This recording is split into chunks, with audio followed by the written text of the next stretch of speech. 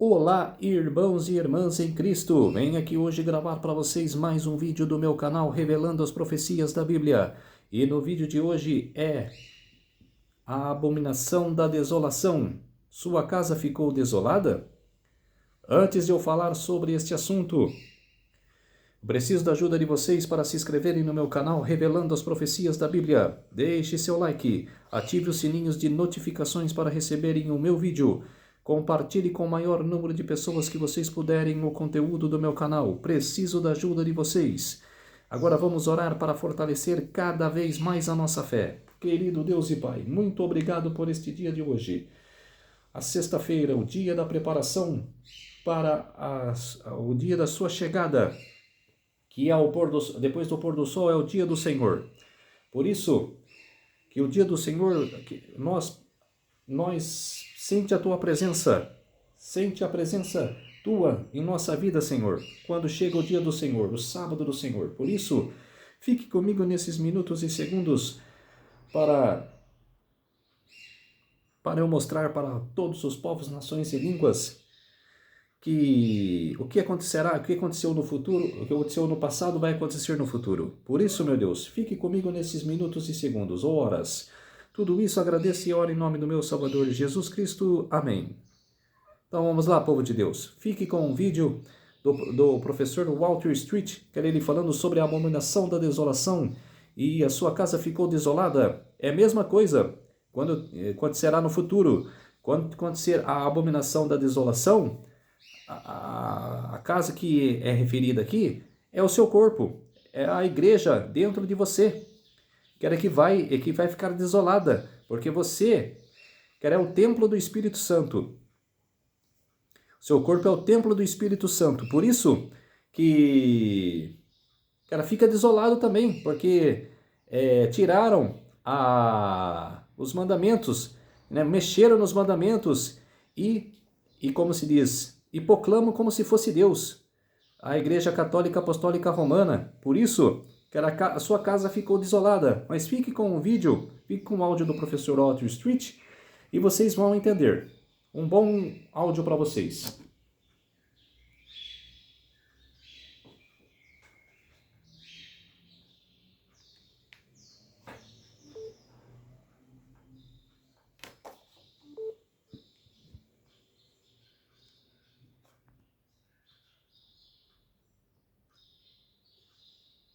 Professor, estamos de Como vai volta. você, Martin? Tudo bem? Você foi rápido dessa vez, hein? Sim, eu estou ficando cada vez melhor nisso. Bom, eu vou muito bem, nada mudou. Que bom, meu amigo. Fico feliz em saber. Acho que temos que parar com essas brincadeiras, Walter. Talvez você esteja certo. Enfim, vamos começar o programa. Bom, antes de começarmos, vamos pedir ao Senhor que abençoe este episódio. Querido Pai, obrigado por nos unir novamente em um mundo que está rapidamente caminhando para o fim. Por favor, ilumine nossas mentes, conduza a essa conversa para que tudo glorifique o teu nome. Por Jesus, amém. O título do programa de hoje é Desolado. Da última vez que falamos sobre o selo de Deus, ou a marca da besta, e também a marca de Caim, certo? Nós olhamos para estas questões e certas teologias, certas ações por pessoas do mundo e também por religiões podem levar ao ponto em que Deus os declara desolados. E esta é uma situação bem triste. Muito, muito triste. Isso já aconteceu. Sua casa foi deixada desolada, vazia. Mas vazia do que, Martin? Do Espírito de Deus.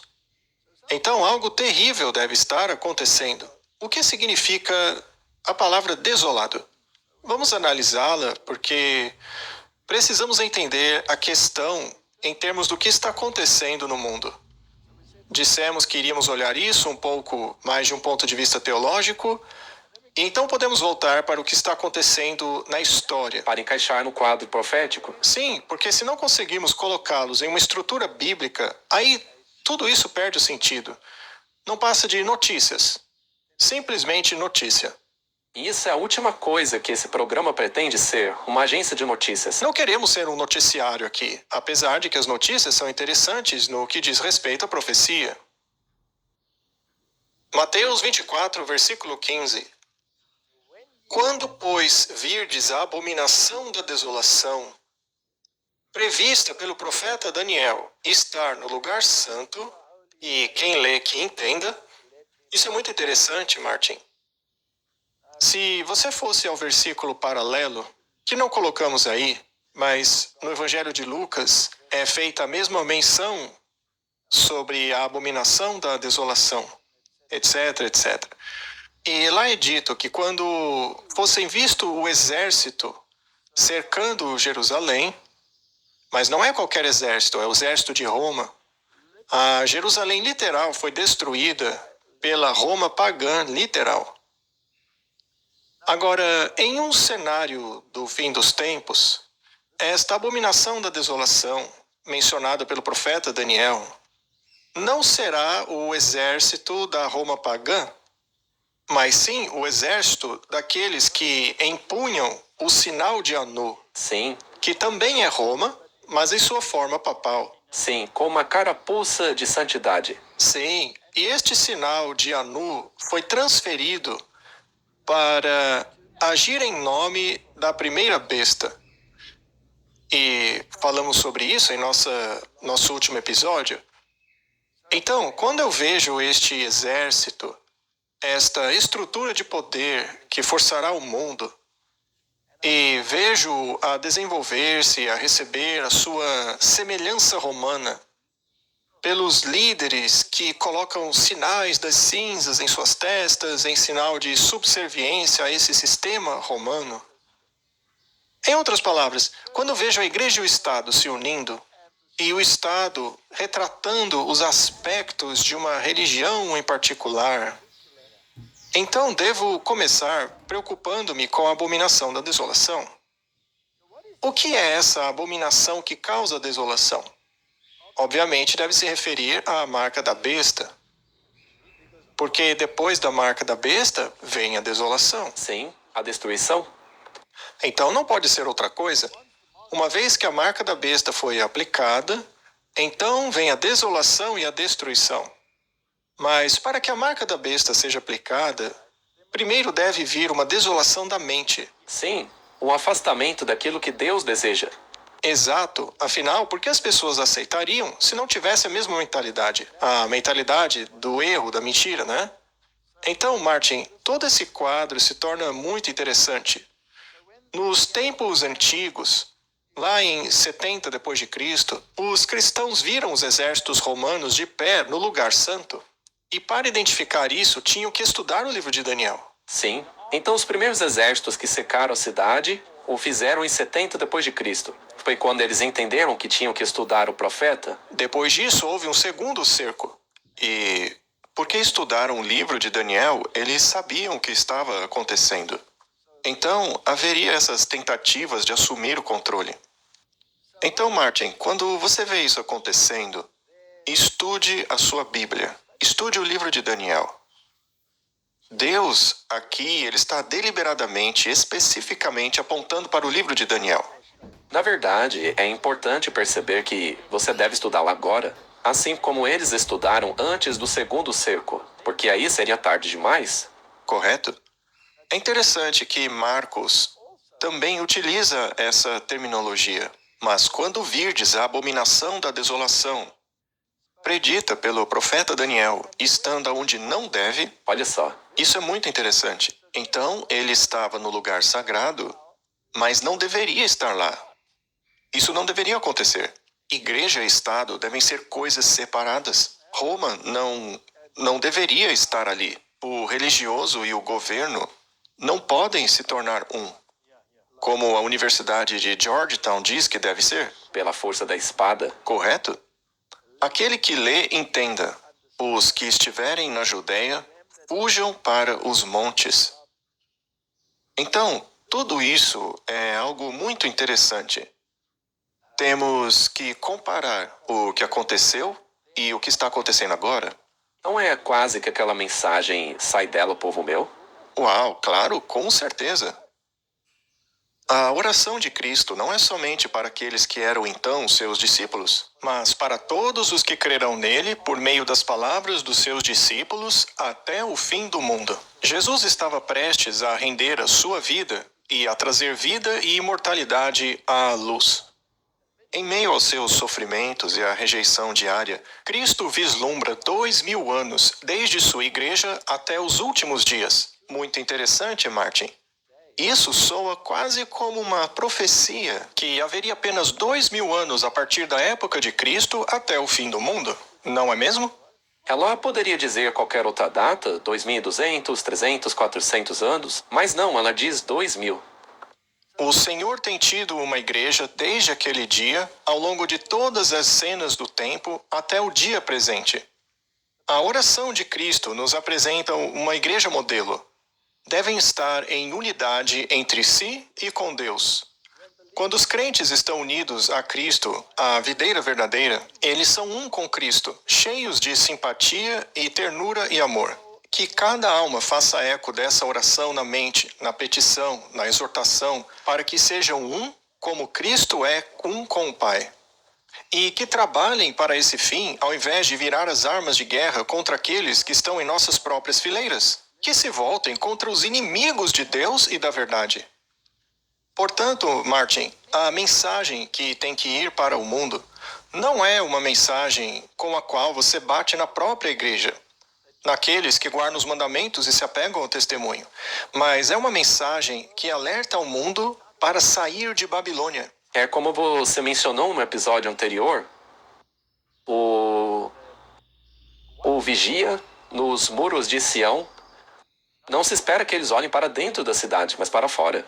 Devem vigiar o que está vindo de fora. Seus binóculos devem ser muito fortes para observar o que está lá fora, acontecendo entre as fileiras do inimigo, a fim de alertar o seu próprio povo dos perigos que os rodeiam. Portanto, não devemos ficar esquentando os bancos dentro da igreja. Temos que pregar as 3 mensagens angélicas para o mundo.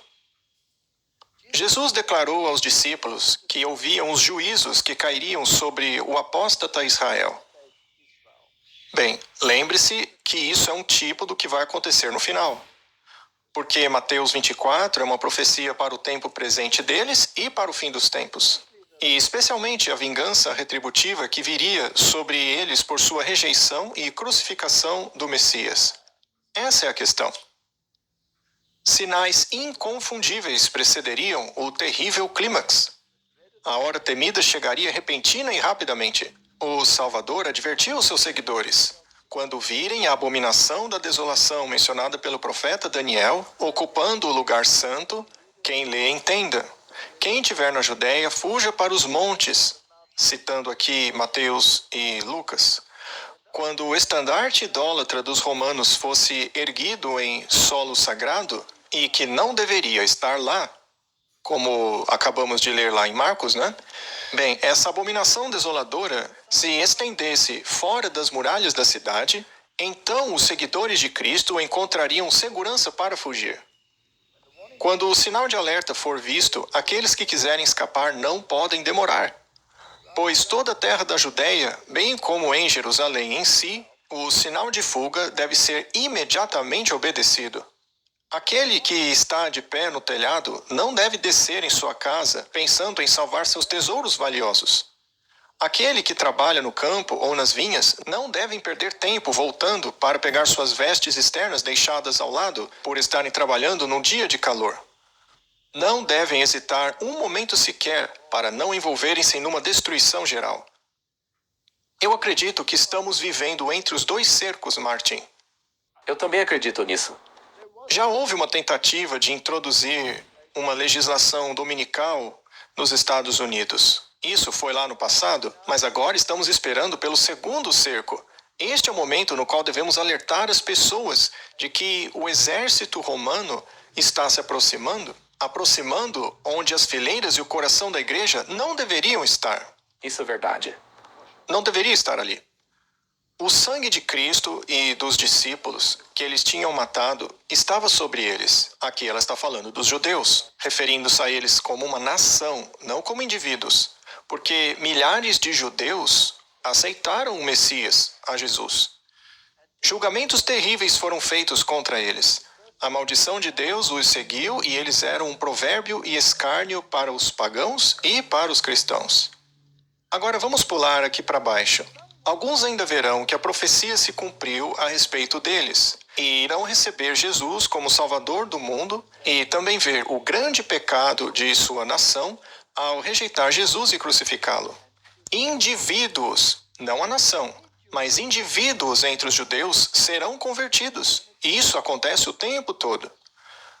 Mas como nação, eles estão para sempre abandonados por Deus.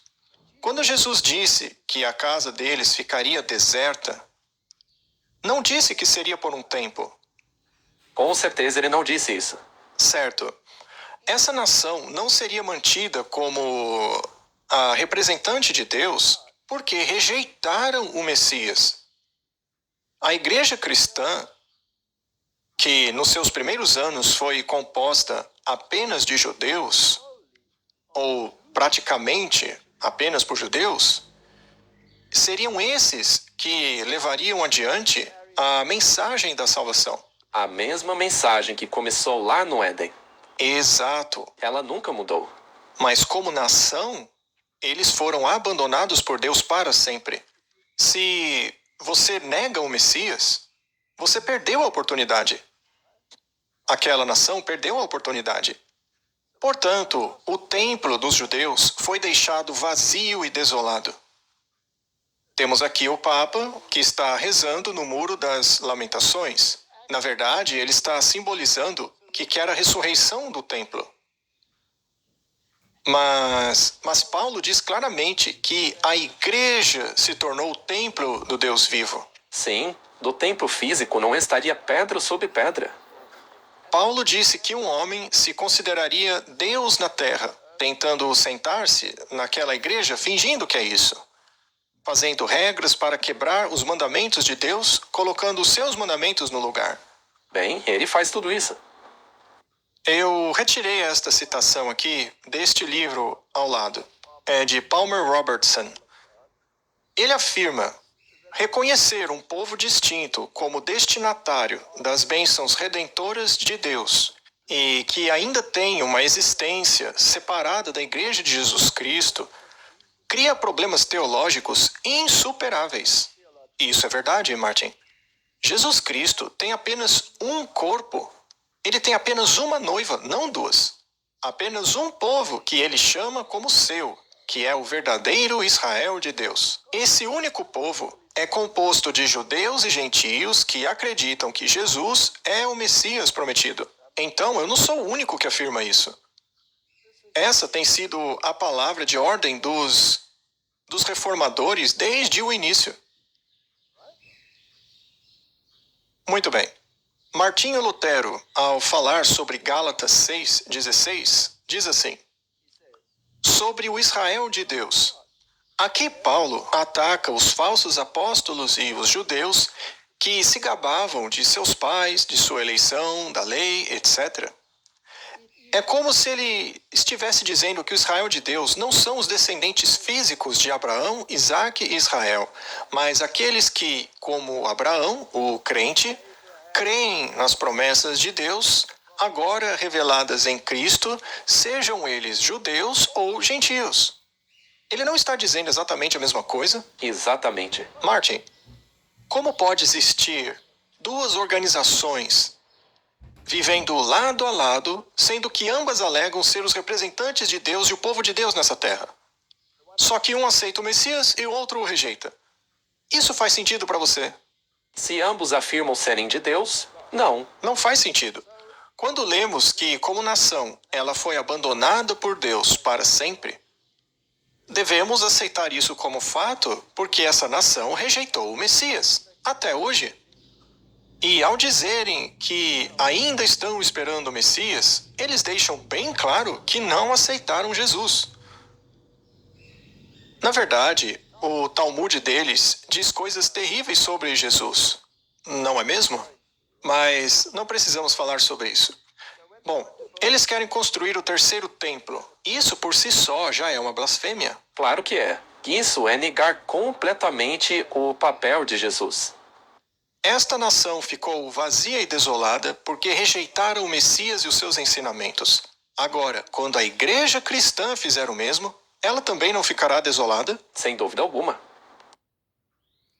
Martin, nós sabemos, pelas profecias de Apocalipse, que a besta é o sistema católico romano. Não indivíduos, mas o sistema romano.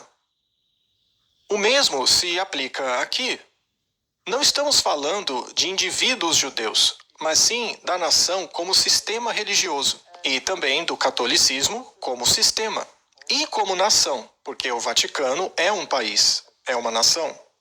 E devido a certos problemas, suas casas estão desoladas. Sim, suas doutrinas, ensinamentos, tudo. Vamos ver qual era o problema deles. Ao irmos para Apocalipse 13, vamos ver os versículos 5 e 6. E foi-lhe dado um poder para proferir grandes coisas e blasfêmias. Naturalmente, é um poder blasfemo. Sim, que fala contra Deus. E foi-lhe dado poder para continuar por 42 meses. Bom, nós lemos no episódio anterior que fizemos que ele declarou estar acima da Bíblia. Isso é uma blasfêmia. Já no verso 6, ficamos sabendo do que se trata essa blasfêmia. Ele abriu a boca em blasfêmia contra Deus para blasfemar o quê? O nome de Deus, ou seja, o seu caráter. O caráter de Deus está em sua lei. E é isso que devemos selar em nossa testa. Então, se ele blasfema contra a lei de Deus, que representa o caráter dele, e um pequeno estudo bíblico mostrará que o caráter e os atributos de Cristo são idênticos aos 10 mandamentos, mas também blasfemaria contra o seu tabernáculo. Ou seja, sua igreja. Como se blasfema contra um tabernáculo? Basicamente, o tabernáculo era o templo. Primeiramente era uma tenda, depois tornou-se um edifício. Então, o que o tabernáculo representava? Representava a tipologia da salvação. Certamente, a expiação. Correto? Temos aqui essa foto do tabernáculo. Se você entra pela porta aqui embaixo, e Cristo disse que ele é a porta, mas ao entrar por ela, você é confrontado pelo altar dos holocaustos.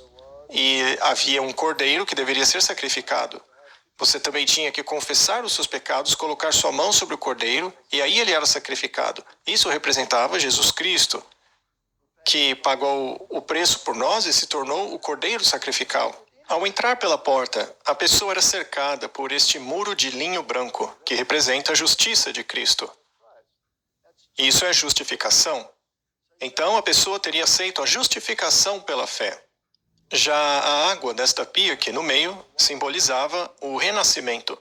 A próxima etapa era o lugar santo, onde havia o castiçal, simbolizando instruções sobre a luz do mundo, que é a palavra de Deus, sendo o castiçal alimentado pelo óleo, que é o Espírito Santo. Então, estava se absorvendo o pão da sua presença. Eu sou o pão vivo que desceu do céu. Esta é a palavra de Deus, você a internaliza. Então, olhava-se para o altar de incenso, onde Cristo estava mediando em seu favor. E do outro lado, no lugar santíssimo, estava a arca com os 10 mandamentos e o propiciatório. Resumidamente, este era o plano da salvação. Você aceita Cristo como seu Salvador, é coberto pela sua justiça, o cordeiro sacrificial morreu por você, você confessa seus pecados, e ele paga o preço por você. Ele te lava, ele te santifica através da absorção da palavra dele, colocando em harmonia com a vontade de Deus. O caráter de Deus é internalizado em você pela sua palavra. Você aceita a mediação dele, agradecendo-lhe por ser o propiciatório, protegendo-o da condenação da lei. Aí você entra em harmonia com as exigências de Deus. Vai e não peques mais. Esse é o plano da salvação. É como escrever na sua testa e na sua mão. Correto? Quando a besta blasfema contra o tabernáculo, então, de alguma forma, ele deve mudar o que acontece nesta sequência do tabernáculo. Por exemplo, a besta diz que você não pode ir diretamente para Cristo. Isso porque, segundo a doutrina católica, se você for diretamente a Cristo, só haveria medo e tremor. Então você tem que invocar a mediação de Maria, para que ela faça isso em seu lugar. Isso não é mudar o caminho do tabernáculo? Claro que é. E a besta diz que não há expiação. Jesus nunca morreu por você. A morte dele foi um mero ato de obediência. Mas ele não morreu em seu lugar. Você ainda precisa pagar o preço dos seus pecados no purgatório. Você vai queimar pelo que deve? Ora, mas essa doutrina não nega o caminho do tabernáculo? Ele também diz que você tem que obedecer aos ensinamentos autênticos da igreja, às leis da igreja. Ou você se torna um herege se desobedecer. Ou seja, significa que você não precisa da palavra, você não precisa dos ensinamentos da igreja, você precisa da tradição. E o pão da presença que ele te dá é uma hóstia, um sacrifício repetido do que já aconteceu aqui. Ou seja, Jesus não teria morrido de uma vez por todas em seu sacrifício. Para os católicos, há necessidade do sacrifício constante. Bom, a lei já sabemos que ele mudou. E a besta não é um propiciatório porque temos que ir a ele com temor e tremor. Martin, ele não blasfema contra o tabernáculo? Completamente? Segundo a religião dele, você não pode ir diretamente a Jesus, mas precisa de um intermediário humano? Ou seja, ele blasfema contra aqueles que habitam no céu. Bom, Martin, o que dizer também dos anjos? Ele descreve os anjos como pequenos bebês gordos voando por aí. Isso é horrível. E ele diz que Jesus foi um ser gerado. É verdade? O pai o teria gerado? O Pai o teria gerado e os dois juntos teriam soprado o Espírito Santo à existência. Mas em Jesus havia vida não emprestada, não derivada. Jesus tem vida dentro de si mesmo. Ele é Deus. Sim, isso não é blasfemar contra ele? Portanto, Martin, se você nega a maneira pela qual foi salvo pelo sangue de Jesus, você está negando o princípio da justificação. É isso mesmo. Isso não é rejeitar o Messias? Completamente? Porque então você está fazendo exatamente o que o Caim fez? Muito bem, vamos analisar a teologia de Martinho Lutero. Esta única e firme rocha, que chamamos de doutrina da justificação, insistia Lutero, é o artigo principal de toda doutrina cristã que compreende o entendimento de toda piedade. Se você jogar isso fora, está rejeitando o Messias. Você até pode chamá-lo de Deus, mas ao negar a justificação e ao colocar as obras de Caim no lugar das obras de Abel, aí você recebe a outra marca. Para a tradição de Lutero, a doutrina da salvação pela graça apenas, por meio unicamente da fé em Cristo, é a principal matéria sobre a qual todos os demais ensinos se apoiam. Se você nega isso, você nega o tabernáculo. Então, aqui está outra citação do livro Fé e Obras, que diz assim: este assunto tem que se tornar claro e distinto. É impossível influenciar nada em nossa posição diante de Deus ou no dom de Deus para nós por meio do mérito da criatura. Não posso fazer nada para me salvar. Se a fé e as obras pudessem comprar o dom da salvação para alguém, neste caso, o Criador estaria sob obrigação para com a criatura. Aqui está uma oportunidade para a falsidade ser aceita como verdade. Se alguém pode merecer a salvação por qualquer coisa que faça, então ele está na mesma posição que o católico para fazer penitência por seus pecados. A salvação, então, é em parte uma dívida que pode ser conquistada como salário. Martin, essa é a questão principal. Vimos que a antiga Israel rejeitou o Messias e sua casa ficou deserta, desolada. Qualquer organização que continue a rejeitar a Jesus, continue a rejeitar o Messias, é vazia e desolada. Não há nada ali dentro. Agora, o que dizer da igreja que o acolhe? Correm o mesmo risco. Se essa organização mudar seus princípios de qualquer forma ou relação a isso, estão fazendo a mesma coisa, só que em um nível mais sutil. Eles aí não estariam desolados também? Claro que sim, se se alinharem a isto de alguma forma, também ficarão vazios e desolados. Você quer ficar vazio de Jesus? Vazio do Espírito de Deus? Com toda certeza não. Bom, vamos nos certificar. Quem foi amaldiçoado no Concílio de Trento? Bem, está aqui. E isso é o que eles escreveram. Veja só. Qualquer um que diga que os pecadores são justificados somente pela fé, de modo a significar que nada mais é exigido em cooperação para obter a graça da justificação, que seja anátema. Ou seja, se você diz que é somente pela expiação de Cristo que somos salvos, então você é um amaldiçoado.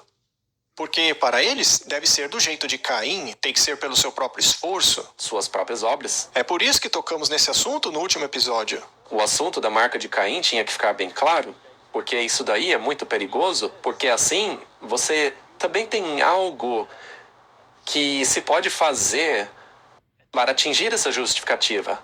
E qualquer um que diz que os pecadores são justificados unicamente pela imputação da justiça de Cristo, ou unicamente pela remissão de pecados, sem a caridade que é derramada no coração pelo Espírito Santo, sem a graça infundida, que seja anátema. Martin, isso é totalmente contrário à Bíblia. Isso daí O é... oposto completo do protestantismo. Sim, porque isso tira a totalidade do que Cristo fez por você. E o que dizer da declaração conjunta sobre a justificação?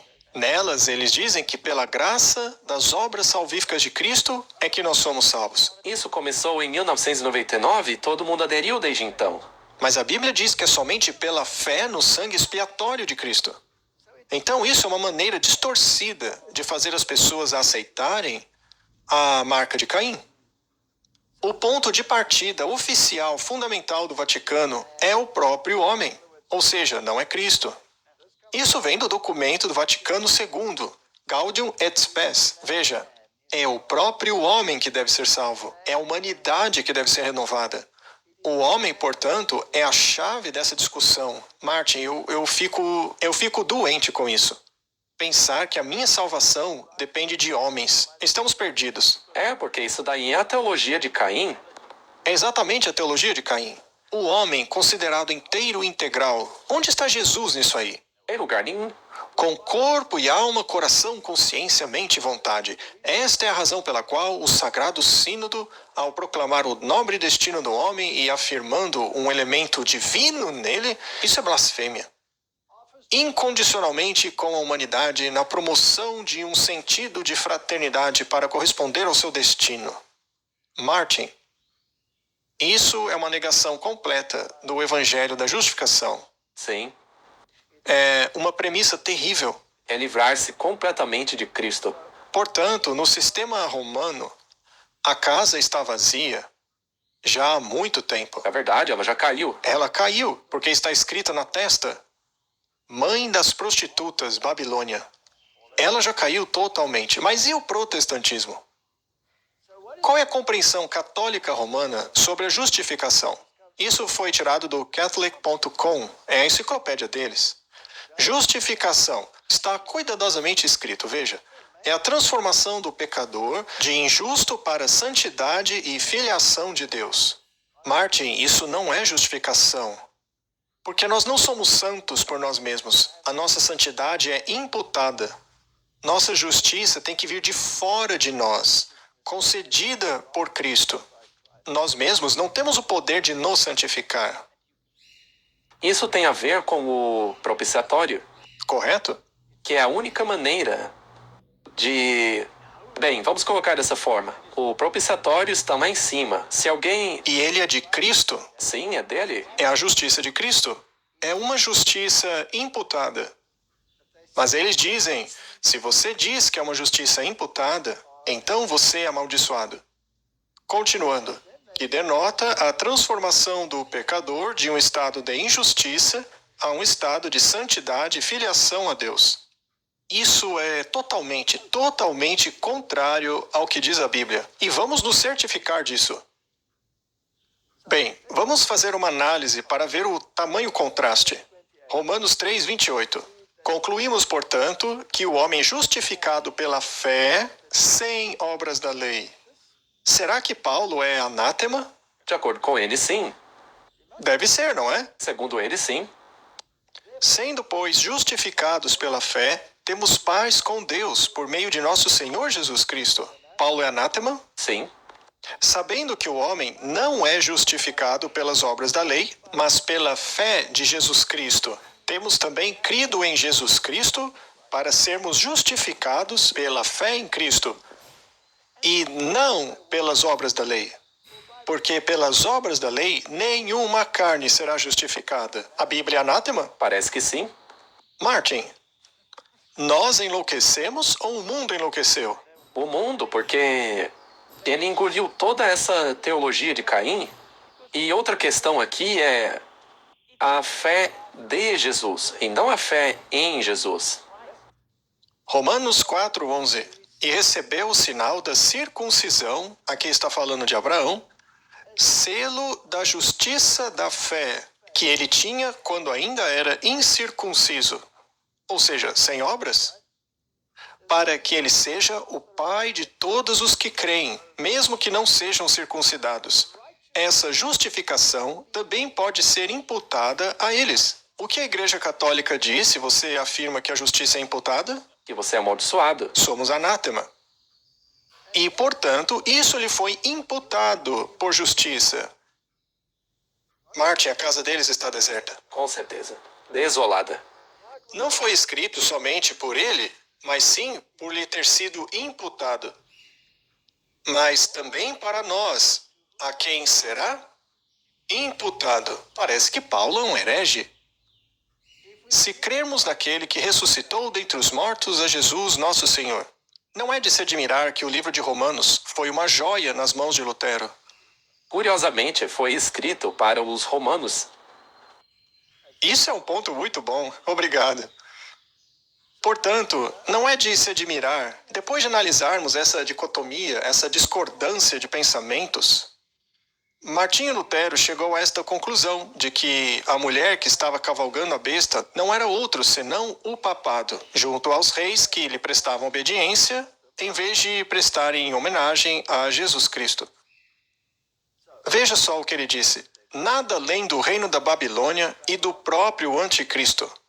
Pois quem é o homem do pecado e o filho da perdição? Além daquele por cujos ensinamentos e ordenanças aumenta o pecado e a perdição de almas na igreja, enquanto ele se assenta na igreja como se fosse Deus, todas essas condições têm sido cumpridas já há muitos séculos pela tirania papal.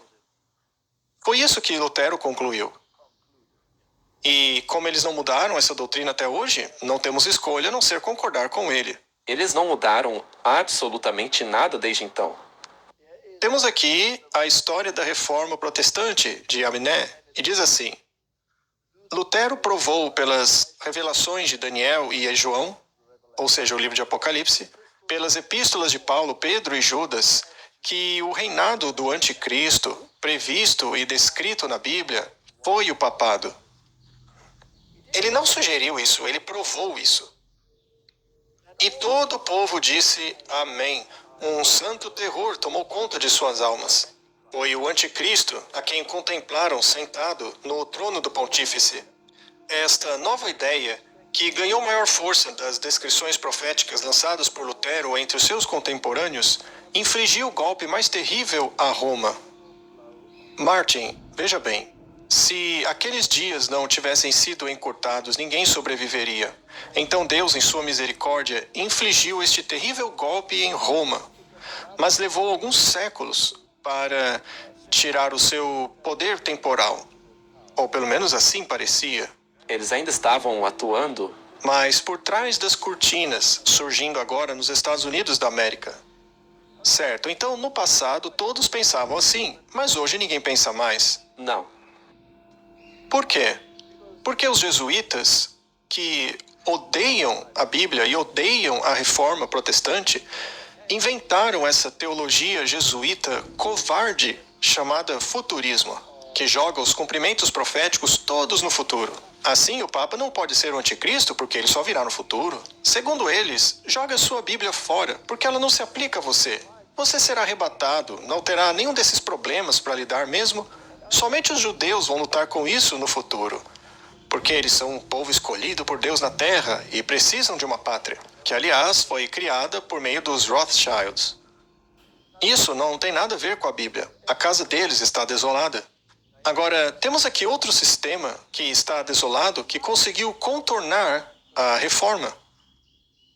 A Review and Herald diz o seguinte: enquanto o mundo protestante está, pela atitude dela, fazendo concessões com o erro, como redefinir a doutrina da justificação, devemos despertar para compreender a situação e enxergar a disputa diante de nós em seu verdadeiro sentido.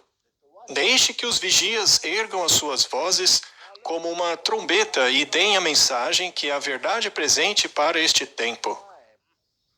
Que saibam onde estamos na história profética, que o espírito do verdadeiro protestantismo desperte em todo o mundo. O que é o verdadeiro protestantismo? Número 1, é protestar pelas escrituras. É protestar contra a falsidade de Roma e suas mentiras. É isso que temos que fazer. Esta é a nossa ordem de marcha. Vejo muitas pessoas fazendo isso. Martin.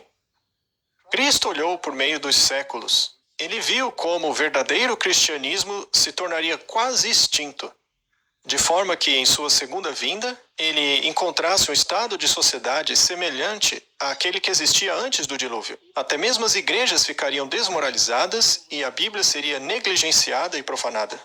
Hoje, elas não acreditam nem mesmo na primeira frase da Bíblia, e no início criou Deus, quanto mais o resto. Sendo assim, Martin, não é necessário que sejamos muito diligentes? Sim. Guarda o teu coração com toda diligência, pois dele procedem as saídas da vida. 2 Pedro, e além disso aplicai toda diligência. Acrescente à sua fé virtude, virtude ao conhecimento, conhecimento temperança, a temperança paciência, a paciência piedade, a piedade bondade fraternal e a bondade fraternal caridade. Amor agape é o último passo. Você tem que amar o seu próximo o suficiente para avisá-lo. Isso é verdade. E não para agradá-lo. Para não condená-lo? Sim. Então, o que significa toda diligência? Significa muita coisa. Significa uma diligência diária. Há perigo de nos tornarmos cegos com relação ao trabalho dos agentes satânicos. Parece que o mundo ficou cego, Martin. Eles não veem mais isso. Você também não mencionou Sansão? Quão cego ele era e... Bom, foi somente quando ele tornou-se completamente cego que ele finalmente passou a enxergar. Isso mesmo. Correto? Talvez em meio à dificuldade o mundo passe a enxergar. Eu também gostaria que muitos passassem a ver. E que seremos enredados por tentações sedutoras satânicas. Portanto, a palavra vem a nós com toda a diligência, acrescentando ao seu caráter as graças que o tornarão forte para resistir ao mal. Aquele que não possui estas coisas é cego e não pode ver. Ele não percebe sua pobreza espiritual. Portanto, irmãos, sejam diligentes para tornar o seu chamado e eleição garantidos, pois se fizerdes estas coisas, nunca tropeçareis. Pois assim a entrada vos será amplamente suprida para o reino eterno de nosso Senhor Jesus Cristo. Martin, temos que estudar. Precisamos entender onde estamos no curso da história. Com diligência? Sim. Isso é muito importante. Martinho Lutero afirmou que o mundo inteiro se ofende com a clareza da segunda tábua dos mandamentos de Deus. Isso porque o senso e a razão humanas compreendem parcialmente o que foi feito de forma contrária a eles. Quando Deus e sua palavra são condenados, o mundo fica em silêncio e não os considera. Mas quando o monastério é tomado, ou carne comida em uma sexta-feira... Martin, eu vi que agora estão servindo hambúrgueres de peixe nos Estados Unidos. Isso por causa da quaresma. Ou então, quando um frade se casa, aí acaba o mundo e as ofensas são abomináveis. Não é interessante? Ele acertou em cheio, e você pode até aplicar isso a... Veja, ninguém reclama quando o cristianismo é profanado ou humilhado em um filme, agora faça o mesmo com outra religião, para você ver o que acontece. Ah, e eles veem um problema. E agora, parece que se você falar contra a doutrina católica, você é uma grande abominação. Mas e se essa doutrina não tiver nada a ver com a Bíblia? Eles não se importam nem um pouco com os 10 mandamentos. Agora, ouse descumprir as regras da quaresma para você ver. Portanto, a obediência a Deus é a obediência da fé e das boas obras. Ou seja, aquele que acredita em Deus e faz o que Deus ordenou é obediente a Ele. Mas a obediência para com o diabo é superstição e más obras. Isto é, aquele que não confia em Deus, mas é incrédulo e pratica o mal, está sendo obediente ao diabo. E Paulo disse, não quero que vocês adorem com demônios e nem adorem demônios. Martin, o mundo está de cabeça para baixo. O mundo não sabe mais o que é mal, porque rejeitou a palavra e a lei de Deus. Se você rejeita a Cristo, você acaba desolado. Se você blasfemar contra o tabernáculo e o plano da salvação e substituí-lo por outro plano da salvação, você acaba desolado. Agora, os protestantes que abraçam o plano da salvação e reconhecem que a justiça é imputada a nós e que é a justiça de Cristo e não a sua própria que lhe dá o título no céu, o que será que acontece se estes começarem a mudar a sua posição? Também não ficarão desolados? Claro que sim. Se você se alinhar com o inimigo, mesmo que entre em concílio ecumênico com ele, você vai acabar desolado. Você vai terminar encrencado. Muito bem. Daniel 9:17. Agora, pois, ó nosso Deus, ouve a oração do teu servo e as suas súplicas, e faze resplandecer o teu rosto sobre o teu santuário, que está desolado, por amor do Senhor. Então, no tempo de Daniel, o templo havia sido destruído. Ele estava desolado. E por quê?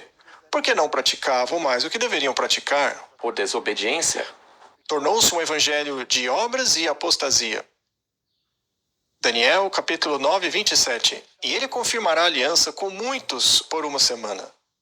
Agora, o futurismo aplica isso ao anticristo em algum momento do futuro. Mas isso tem a ver com o Messias, com Jesus Cristo. No meio da semana, o Messias acabará com o sistema de sacrifícios. Ou seja, com a morte do Messias, ele se tornou o sacrifício máximo. E por espalhar abominações, ele a tornará desolada. Temos um quiasma aqui. Você tinha o governante se opondo ao governante, aí você tem os romanos se opondo ao Messias. E então o Messias colocaria fim aos sistemas de sacrifício. Portanto, após a morte dele, viriam as legiões romanas e destruiriam o templo. E isso seria até o fim. Isso é muito interessante. Daniel 11, 31. E exércitos estarão ao seu lado, e profanarão o santuário à força, e removerão o diário, e colocarão a abominação que causa desolação. Portanto, Martin, neste sistema, eles substituíram o plano redentor por outra coisa, e tornarão desolada. Agora, aqui está uma imagem do que acontecia no pátio. Você entrava no pátio com o seu cordeiro sacrificial, você colocava sua mão sobre ele, confessava seus pecados e ele tomava o seu lugar. Se você acredita que o sacrifício diário é tirado e foi tirado por Roma, ou se você acredita que isso é a remoção da expiação, na verdade, eles estão interligados. É difícil separá-los. Sim, porque... Roma removeu a expiação. Sim.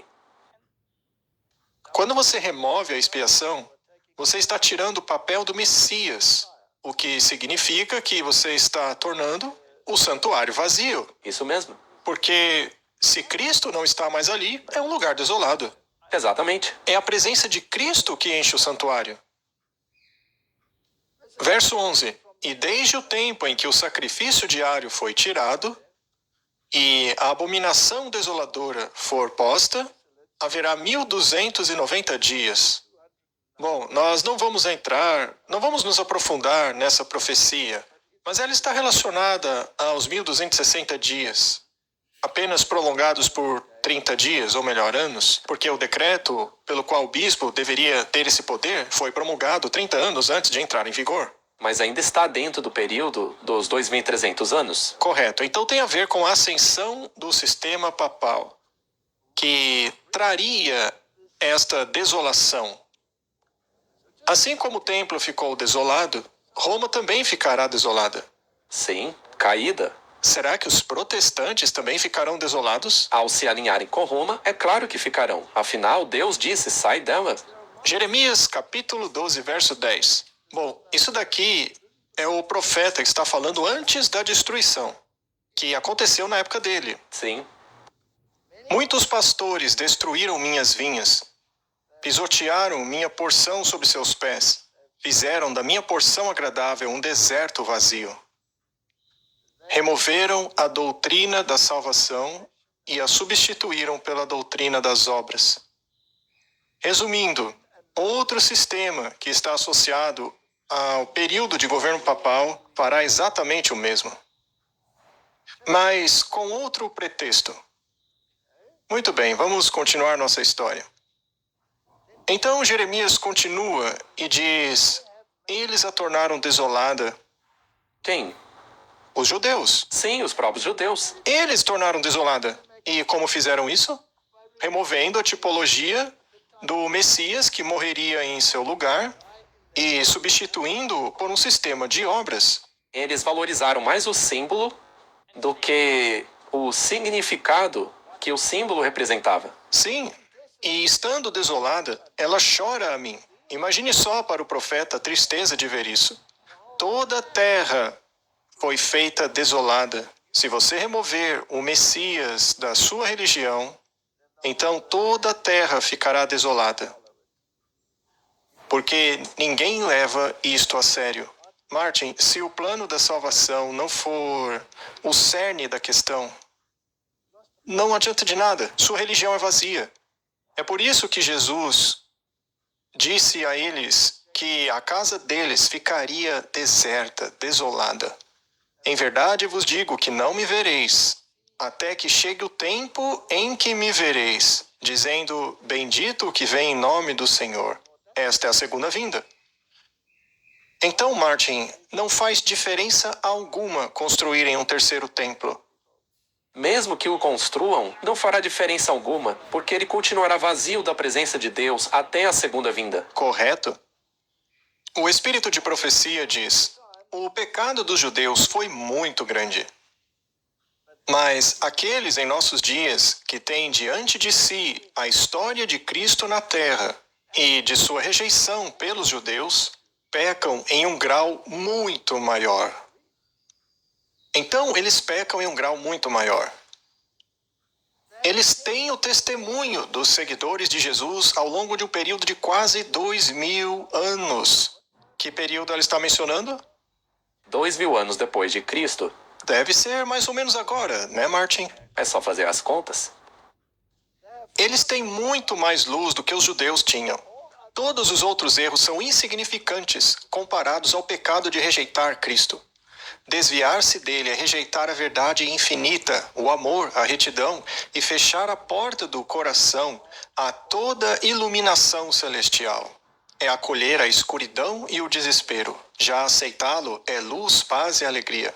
A questão não mudou, Martin. Não, é o mesmo problema que ocorreu com Caim e continua até hoje. Quando você não segue o caminho de Cristo, o resultado é a desolação. Exato, esse é o caminho de Caim. Bom, quando leio Apocalipse 13:18, nós lemos uma carta que se aplica diretamente à igreja remanescente de Deus nos últimos dias, aqueles que guardam os mandamentos e se apegam ao testemunho de Jesus.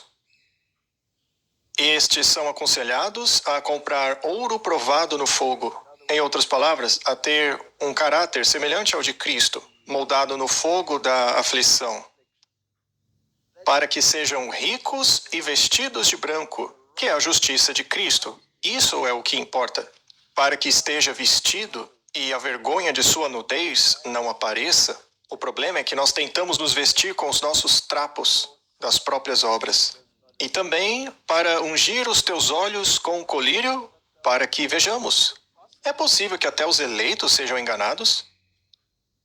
E você pode pensar que um sistema que coloca o nome de Jesus em sua boca, mas o nega e chama tudo o que pertence a Jesus de anátema, será que isso é problemático? Olha, claro que é. Infelizmente, muitos são enganados com isso. Portanto, a porta do coração deve ser aberta ao Espírito Santo, pois ele é o santificador e a verdade é o intermediário. Deve haver uma aceitação da verdade como ela é em Jesus. Essa é a única e verdadeira santificação. A palavra é a verdade. Leiam a oração de Cristo por unidade, que disse: guardem teu nome aqueles que tu me deste, para que eles sejam um, assim como nós somos. Martin, tem tanta divisão nesse mundo. Na igreja? Sim, na igreja. A oração de Cristo não é somente para aqueles que agora são seus discípulos, mas para todos aqueles que crerão em Cristo pelas palavras dos seus discípulos até o fim do mundo. Jesus estava prestes a entregar sua vida para trazer a vida e a imortalidade à luz. Cristo, em meio aos seus sofrimentos e sendo diariamente rejeitado pelos homens, olhou adiante ao longo de 2000 anos. Não são 2500, Martin. São 2000. Também não é 1800. Olhou todo esse tempo até a sua igreja que existiria nos últimos dias, antes do fim da história dessa terra. Martin, eu estou colocando isso aqui para mostrar onde estamos no fluxo do tempo. Olha, eu já vi uns 3 textos aí fazendo menção desse 2000 anos. Será que não são 2050, talvez 2090, Martin? Quem sabe sejam 4000 anos? É um valor inconclusivo, né? Enfim, voltemos ao ponto principal. O ponto principal é a justificação pela fé. No fim, isto é o cerne de tudo. Então, a mensagem do terceiro anjo. Vários me escrevem perguntando se a mensagem da justificação pela fé é a mensagem do terceiro anjo. Mensagem esta que diz para não aceitarmos a marca da besta. E eu respondo a eles dizendo que sim, esta é a mensagem do terceiro anjo em verdade. Em plenitude? Martin, guardar o sábado, segundo eles, é uma obra. Mas nós descansamos no sábado. É um mandamento que manda descansar. Como se trabalha e descansa ao mesmo tempo? Eu não sei. Essa é a dicotomia que Satanás está promovendo. Enquanto no domingo, segundo o catecismo da Igreja Católica Romana, você tem que fazer um sacrifício. Isso me soa trabalho. Que é a missa. Mas eu achava que o sacrifício já foi feito. Eu também. E agora temos que trabalhar em outro sacrifício. Mas a Bíblia diz, por um sacrifício vocês foram aperfeiçoados. Em outras palavras, justificado. Então, do que se tratam todos esses outros sacrifícios? Não foi o que os judeus fizeram? Eles não se envolveram em sacrifício após sacrifício, e o sacrifício se tornou a obra, e se esqueceram da essência do sacrifício, que era Cristo? Não é exatamente o que os judeus fizeram, só que de outra forma? Sim. Muito bem. Em outras palavras, Jesus é a única esperança da alma pela fé. Que, aliás, para eles é um anátema, né? Toda alma pode dizer como o salmista: quem tenho eu no céu senão a ti? E não há ninguém na terra que eu deseje além de ti. No momento em que o pecador se apodera de Cristo pela fé, seus pecados não estão mais sobre ele. Cristo se coloca no lugar do pecador e declara: eu suportei a sua culpa, fui punido por sua transgressão. Eu tomei os seus pecados e coloquei minha justiça sobre você. Martin, A Igreja Católica diz o contrário. Ela diz que temos que ir a um padre terreno, temos que confessar nossos pecados a um ser humano, que o ser humano nos dará absolvição e que Cristo deve obedecer à decisão do padre de perdoar ou não perdoar. E ainda assim, nós temos que pagar o preço desse pecado. Por isso vamos ao purgatório para queimar. E o único que pode nos dar a libertação deste purgatório é o Papa, que pode aplicar o mérito de Maria ou qualquer um dos santos, ou talvez até mesmo de Jesus, para te dar algum alívio lá no fogo. A Bíblia diz isso? Não, de jeito nenhum. Ela também não diz que Cristo disse: eu vou te ajudar para que você consiga se santificar com seu esforço. Que protestante poderia assinar um documento conjunto com o Papa enquanto a doutrina do purgatório existir? Não tem cabimento. É impossível. Mas eles assinaram. E ao assinarem esse documento, eles aceitaram a primazia do papado, enquanto a doutrina do purgatório continua existindo. O Papa Francisco, inclusive, te dá uma folga no purgatório se você acompanhar a conta do Twitter dele. Você se sentaria em uma mesa ecumênica com ele? De jeito nenhum. Há algo muito errado com o mundo, Martin. Essa justiça nunca foi nossa. Não. Ela só pode vir de Jesus. Em Cristo, o pecador permanece inocente diante da lei.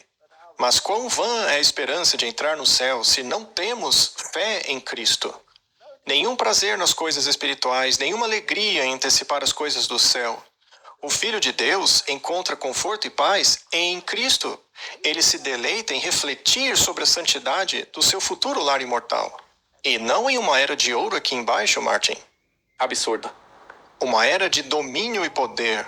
Isso será a prosperidade temporal que trará destruição repentina. Portanto, o Senhor ordena: sede santos, porque eu sou santo. O esforço constante do cristão deve ser em estar perfeita conformidade com a vida de Cristo. Devemos desviar o olhar da escuridão e encarar a luz.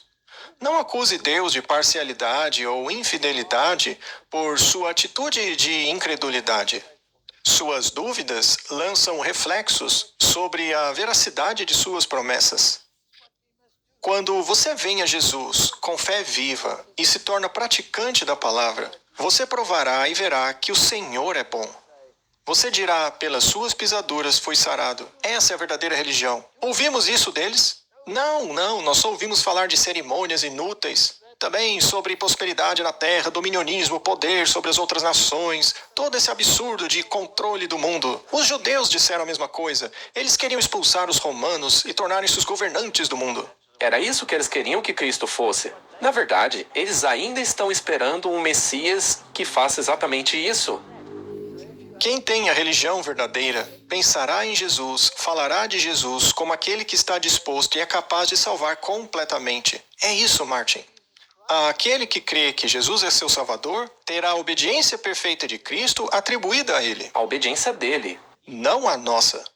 Essa é a questão principal. Somos perdoados quando olhamos para Jesus como nosso substituto e fiador. A promessa é que, se confessarmos os nossos pecados, Ele é fiel e justo para nos perdoar e nos purificar de toda a injustiça. Não essa pompa e cerimônia, esse absurdo de rituais, de jejuns, hambúrgueres de peixe, tudo o que você pode imaginar. Isso não vale nada. Nada disso vale nada. Nada. Isso parece como o Simão Mago, que queria comprar o Espírito Santo. É impossível comprar o Espírito Santo. Vamos ler apenas as partes destacadas. Cristo veio ao nosso mundo para remodelar o caráter deformado do homem. Jesus não veio construir uma era dourada, um grande império terreno. Não. Jesus veio para restaurar o nosso caráter, que é extremamente deformado. E eu confesso que é isso mesmo. E, Martin, eu vou dizer que você também não escapa, viu? Seu caráter é extremamente deformado, viu? Eu sei, Walter. É por isso mesmo que eu fico feliz que eu não tenha que restaurá-lo. Exato. Jesus faz isso. Enquanto Jesus restaura, sua esposa te lembra do quão deformado seu caráter é. Então, a rica promessa é que seremos participantes da natureza divina.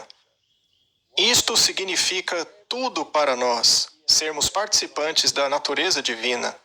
Martin, é contemplando Jesus que somos transformados à semelhança dele. Não é por rituais, por peregrinações, penitências, orações repetidas, castigos, hambúrgueres de peixe, cruzes de cinza na cabeça. Não, nada disso.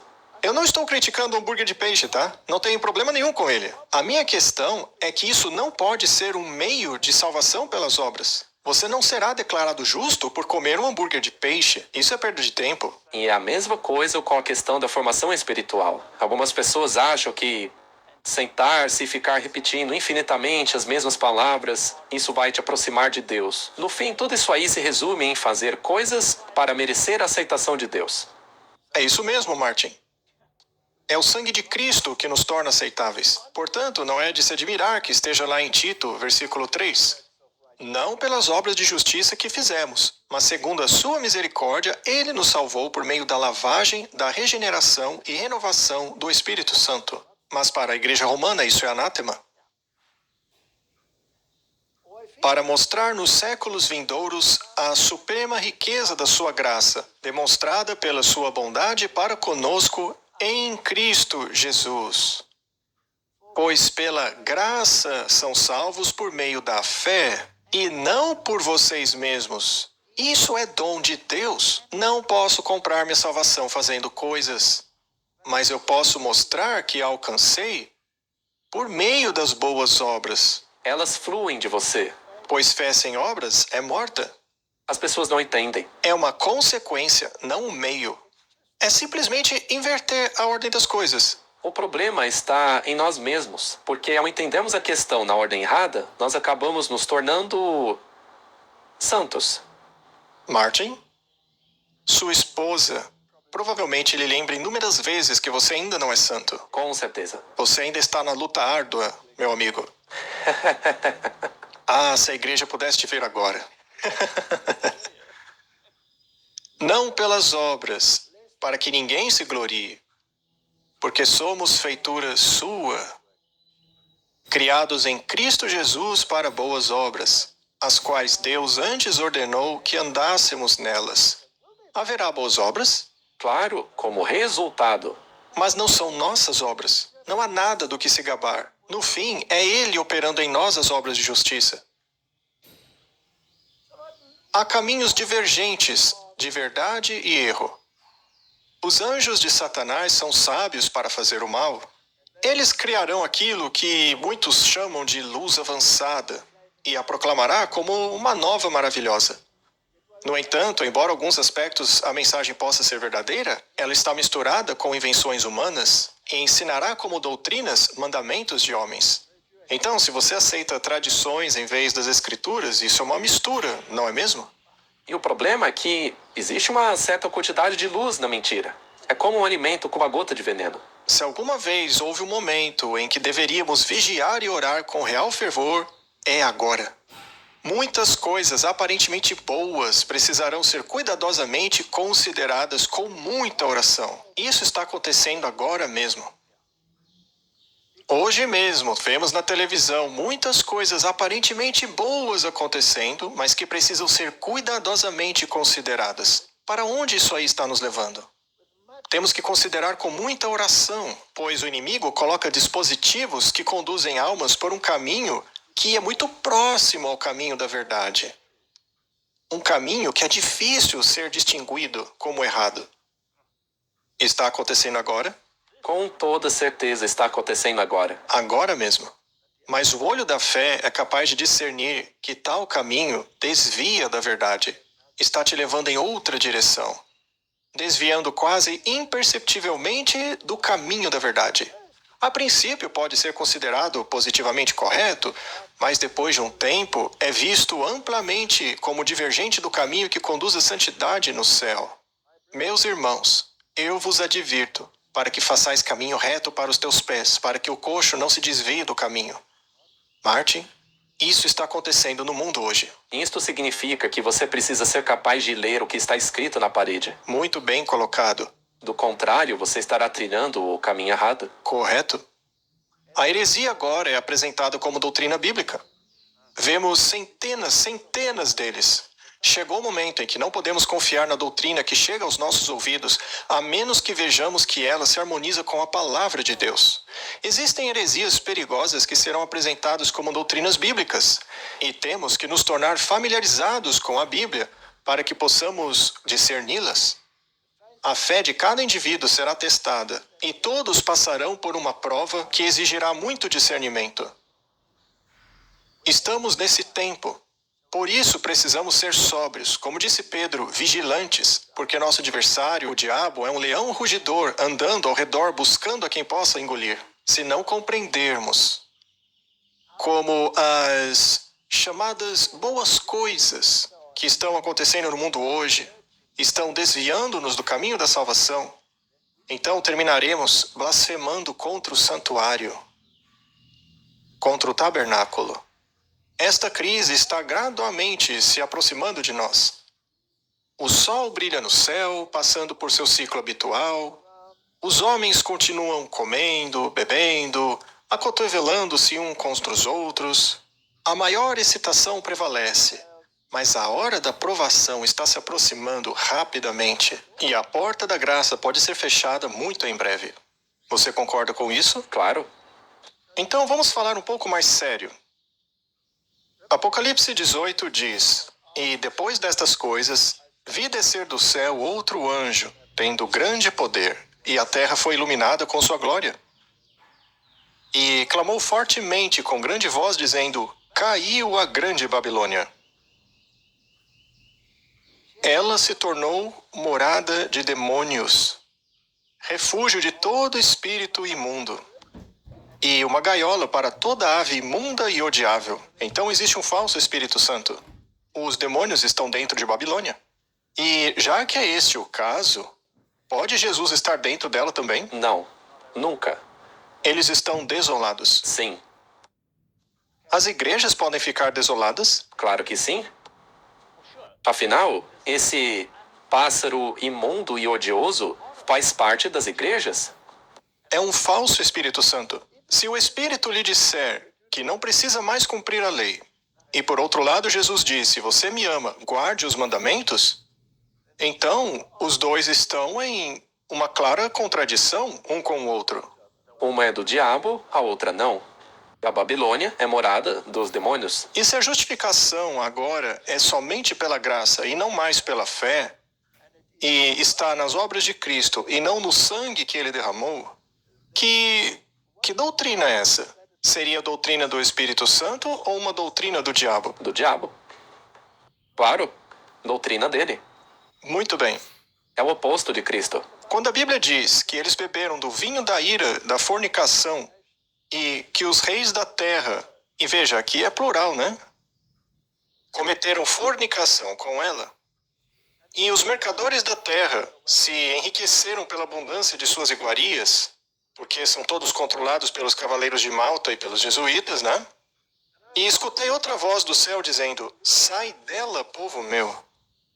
Essa voz é a voz de Deus. É a voz de Deus.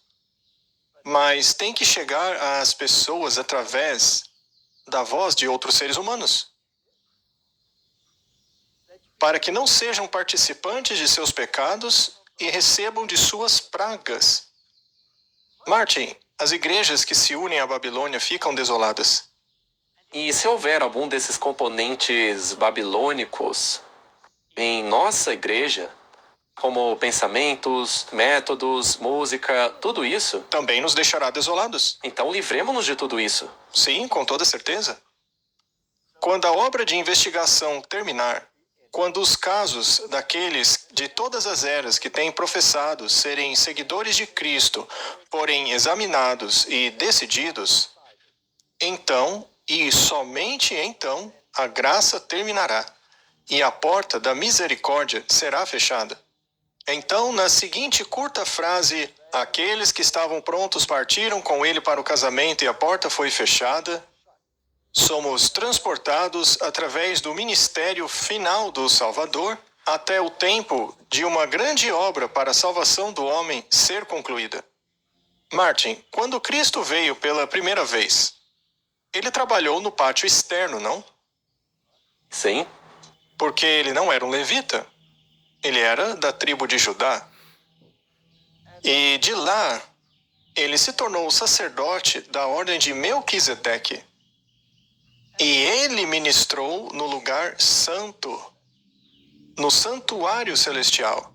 E Paulo diz que não foi feito por mãos humanas. Mas o santuário terrestre, sob o domínio dos judeus, continuou a oferecer sacrifícios. Eles não perceberam que sua casa estava agora vazia. Apesar de manterem seu ritual, seu sistema, sua pompa, seu glamour, era tudo inútil.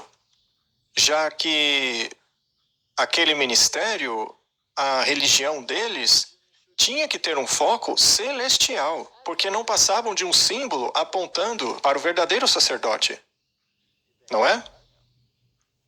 Enquanto Jesus foi para o santuário celestial, os judeus insistiram em continuar ministrando aqui embaixo, no santuário terrestre, num santuário vazio, sem a presença de Jesus. E agora, no final da profecia dos 2.300 dias, que terminou em 1844, quando a ênfase foi colocada no ministério de Cristo, entrando no lugar santíssimo, onde a lei estava, assim, a importância da lei foi resgatada, a importância do sábado foi resgatado, mas a justificação pela fé foi novamente destacada. Mas as igrejas de hoje rejeitam tudo isso. Sim, elas continuam no lugar santo. Então a casa delas não está desolada? Exatamente. E quem se encarregou de preencher esse lugar vazio? Satanás? Satanás com seus demônios e um falso Espírito Santo. Acabamos de ler isso. Então a mensagem é: voltem à harmonia com a lei.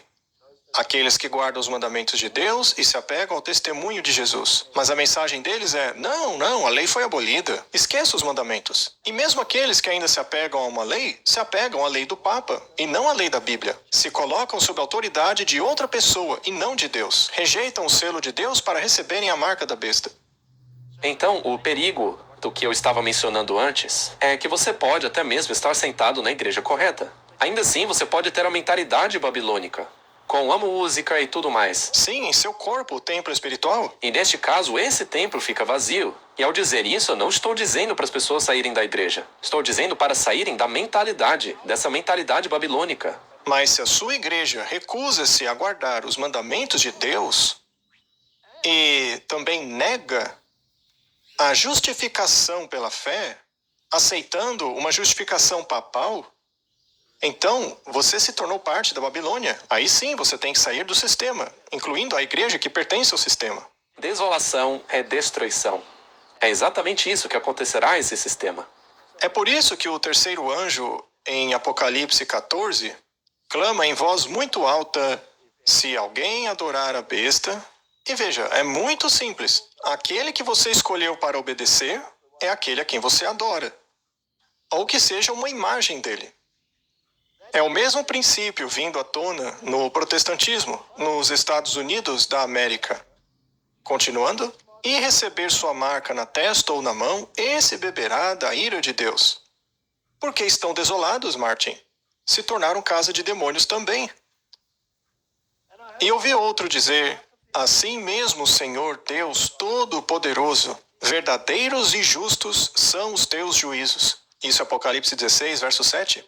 Então, quando eles recebem as pragas e os juízos caem sobre eles, todos começam a reclamar e tentar se livrar daqueles que guardam os mandamentos. Isso mesmo. Falamos sobre isso da última vez. Mas a Bíblia declara que os juízos de Deus são justos.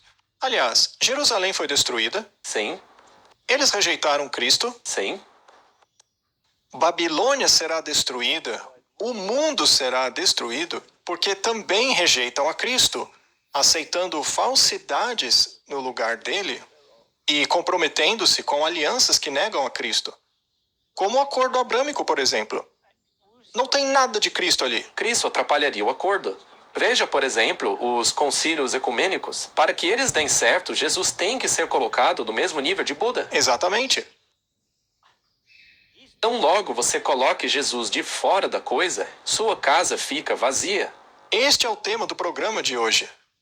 Se não nos centralizarmos em Cristo, ficaremos desolados, perdemos o rumo. Muito bem, Martin, esse é o ponto principal.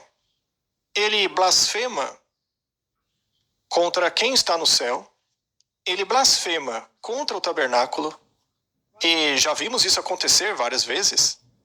E assim passamos dos judeus, cuja casa ficou vazia porque rejeitaram Jesus.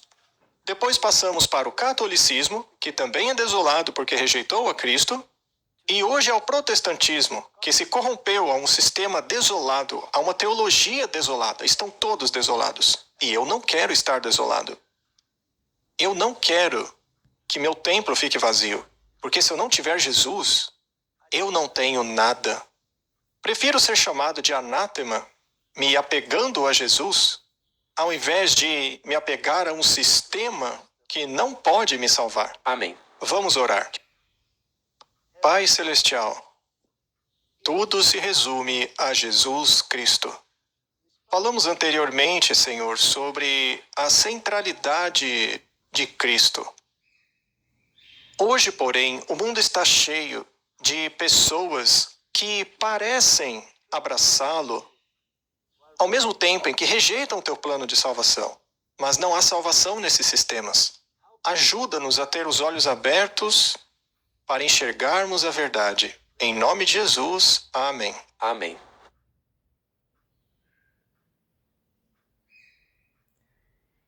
Então, povo de Deus, esse foi o vídeo do professor Wall Street. E vocês viram o que ele falaram, né? Sobre a desolação que vai acontecer no futuro. Não só foi lá no ano 70 depois de Cristo, que Cristo avisou, não ficará pedra sobre pedra. Falou para os discípulos. Por isso se cumpriu em Daniel capítulo 9, verso 25 e 26. Agora, em Daniel capítulo 12, em capítulo 12, Daniel, que fala da assolação, da assoladora desolação,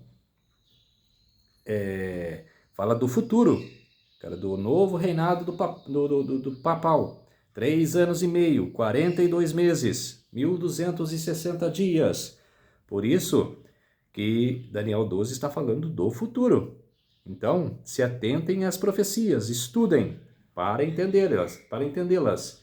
Vamos orar para fortalecer mais a nossa fé. Querido Deus e Pai, muito obrigado por essas horas, minutos e segundos que o Senhor ficou comigo. Fez-me de mim o seu servo para apresentar essas verdades. Por isso agradeço muito ao Senhor, meu Deus. Tudo isso agradeço e peço em nome do meu Salvador Jesus Cristo. Amém. Então, povo de Deus, se inscrevam no meu canal Revelando as Profecias da Bíblia. Deixe seu like, ative os sininhos de notificações para receberem o meu vídeo. Compartilhe com o maior número de pessoas que vocês puderem o conteúdo do meu canal. Preciso da ajuda de vocês. Um ótimo dia de preparação de sexta-feira para vocês. E logo, logo, ao pôr do sol, começa o sábado do Senhor. E até o próximo vídeo. Tchau!